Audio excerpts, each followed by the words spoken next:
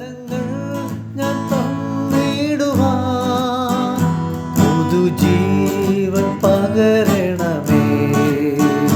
ഫലങ്ങൾ ഞാൻ തന്നിടുവാൻ പുതുവീഞ്ഞു പകരണമേ.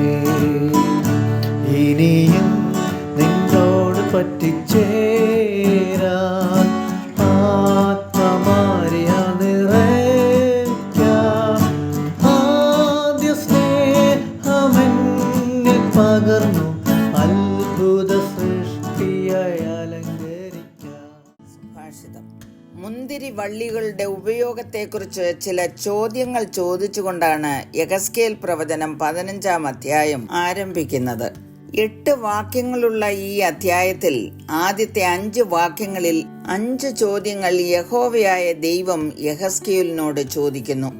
യഹോവയുടെ അരുളപ്പാട് എനിക്കുണ്ടായത് എന്തെന്നാൽ, മനുഷ്യപുത്ര, കാട്ടിലെ വൃക്ഷങ്ങളുടെ ഇടയിൽ ഒരു ചെടിയായിരിക്കുന്ന മുന്തിരിവള്ളിക്ക് മറ്റ് മരത്തേക്കാൾ എന്ത് വിശേഷതയുള്ളൂ? Then the word of the Lord came to me, saying, Son of man, how is the wood of the vine better than any other wood, the vine branch which is among the trees of the forest? ദൈവത്തിന്റെ തിരഞ്ഞെടുക്കപ്പെട്ട ജനത്തെ പ്രതിനിധീകരിച്ച് മുന്തിരിവള്ളിയുടെ പ്രയോഗം പലതവണ തിരുവെഴുത്തുകളിൽ കാണാൻ കഴിയും. 80-ാം സങ്കീർത്തനം 8-ാം വാക്യം വായിക്കുന്നത്, നീ മിസ്രൈമിൽ നിന്നൊരു മുന്തിരിവള്ളിയെ കൊണ്ടുവന്നു, ജാതികളെ നീക്കിക്കളഞ്ഞ് അതിനെ നട്ടു. ഇസ്രായേൽ ജനതയുടെ ഏറ്റവും പ്രധാനപ്പെട്ട കൃഷിയായിരുന്നു മുന്തിരി. ഇതൊരു വള്ളിച്ചെടി ആയതുകൊണ്ട് തടി ലഭിക്കുന്നതിന് വേണ്ടി ഒരിക്കലും അതിനെ നട്ടു വളർത്തുകയില്ല. തുടർന്നുള്ള ചോദ്യങ്ങളിൽ അത് ചോദിച്ചിരിക്കുന്നു, വല്ല പണിക്കും കൊള്ളിപ്പാൻ അതിൽ നിന്ന് മരം എടുക്കാൻ ഒക്കുമോ? വല്ല സാധനവും തൂക്കിയിടേണ്ടതിന് അതുകൊണ്ട് ഒരാണി ഉണ്ടാക്കാമോ? ഇനി ഇത് വല്ല പണിക്കും കൊള്ളുമോ? പ്രയോജനമില്ലാത്ത ഈ മുന്തിരിവള്ളിയെ പോലെ ഞാൻ യെരുശലേം നിവാസികളെയും ആക്കുമെന്ന് 6-ാം വാക്യത്തിൽ യഹോവ അരുളി ചെയ്തിരിക്കുന്നു. അതങ്ങനെ സംഭവിച്ചതിൽ യാതൊരു അതിശയോക്തിക്കും വകയില്ല. എന്നാൽ വേദപുസ്തകം പഠിക്കുമ്പോൾ മുന്തിരിവള്ളിക്ക് ശ്രേഷ്ഠമായ പദവി തന്നെയാണ് കൊടുത്തിരിക്കുന്നത്. മുന്തിരിവള്ളി ധാരാളം ഫലം കായ്ക്കുന്ന ഒരു ചെടിയാണ്. അതിന്റെ ഫലം മികച്ചതും വിലപ്പെട്ടതുമാകുന്നു. ഫലം കായ്ക്കാത്തിടത്തോളം മുന്തിരിവള്ളിക്ക് യാതൊരു പ്രയോജനവുമില്ല. ദൈവം തന്റെ മഹത്വത്തിനായി ഫലം പുറപ്പെടുവിക്കുവാൻ ഇസ്രായേലിനെ നട്ടുപിടിപ്പിച്ചിരുന്നു. എന്നാൽ അവർ പരാജയപ്പെട്ടു. യേശു തന്റെ ശിഷ്യന്മാരെ പഠിപ്പിക്കുമ്പോൾ ഇതേ ദൃഷ്ടാന്തം ഉപയോഗിച്ചിരിക്കുന്നു. യോഹന്നാൻ എഴുതിയ സുവിശേഷം 15-ാം അധ്യായത്തിന്റെ ആരംഭ വാക്കുകളിൽ വായിക്കുന്നത്, ഞാൻ സാക്ഷാൽ മുന്തിരിവള്ളിയും എന്റെ പിതാവ് തോട്ടക്കാരനുമാകുന്നു. എന്നിൽ കായ്ക്കാത്ത കൊമ്പൊക്കെയും അവൻ നീക്കിക്കളയുന്നു, കായ്ക്കുന്നതൊക്കെയും അധികം ഫലം കായ്ക്കേണ്ടതിന് ചെത്തി വെടിപ്പാക്കുന്നു. മുന്തിരിവള്ളികൾക്ക് ഒരേ ഒരു ഉപയോഗമേ ഉള്ളൂ, അത് ഫലം കായ്ക്കണം. ഫലം കായ്ച്ചില്ല എങ്കിൽ ആ വള്ളികൾ കൊണ്ട് യാതൊരു പ്രയോജനവുമില്ല. അതുകൊണ്ടാണ് അത് നീക്കിക്കളയുന്നത്.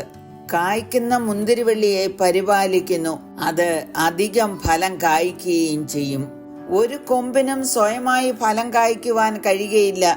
ഒരു വള്ളിയുടെ കൊമ്പിന് ഫലം കായ്ക്കാൻ ഒരേ ഒരു മാർഗമേ ഉള്ളൂ, അത് വള്ളിച്ചെടിയുമായി ബന്ധപ്പെട്ടിരിക്കണം. യോഹന്നാൻ 15-ന്റെ 5-ാം വാക്യം വായിക്കുന്ന, ഞാൻ മുന്തിരിവള്ളിയും നിങ്ങൾ കൊമ്പുകളുമാകുന്നു. ഒരുത്തൻ എന്നിലും ഞാൻ അവനിലും വസിക്കുന്നു എങ്കിൽ അവൻ വളരെ ഫലം കായ്ക്കും. എന്നെ പിരിഞ്ഞ് നിങ്ങൾക്ക് ഒന്നും ചെയ്യാൻ കഴിയുകയില്ല. മുന്തിരിവള്ളിയിൽ നിന്നും വിച്ഛേദിക്കപ്പെടുന്ന മുന്തിരിവള്ളിയുടെ കൊമ്പിന് ജീവൻ നഷ്ടമാകുന്നു, അതിന് ഫലം കായ്ക്കുവാൻ കഴിയുകയുമില്ല. പ്രിയമുള്ളവരെ, യേശുവുമായിട്ട് നമുക്ക് ബന്ധമുണ്ടെങ്കിൽ നിശ്ചയമായും ഫലം കായ്ക്കുവാൻ കഴിയും. ഫലങ്ങൾ വിലപ്പെട്ടതാണ്, അനേകർക്ക് പ്രയോജനമുള്ളതുമാകുന്നു. എന്തുകൊണ്ടാണ് ഇത് യേശു കർത്താവ് പഠിപ്പിച്ചത് എന്ന് 11-ാം വാക്യത്തിൽ എഴുതിയിരിക്കുന്നു. എന്റെ സന്തോഷം നിങ്ങളിൽ ഇരിപ്പാനും നിങ്ങളുടെ സന്തോഷം പൂർണ്ണമാകുവാനും ഞാനിത് നിങ്ങളോട് സംസാരിച്ചിരിക്കുന്നു.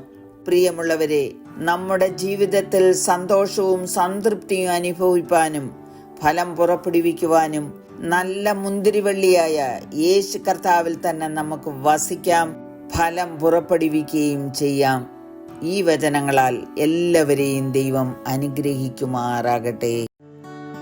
ബലഹീനൻ സവിധേ കരുണേ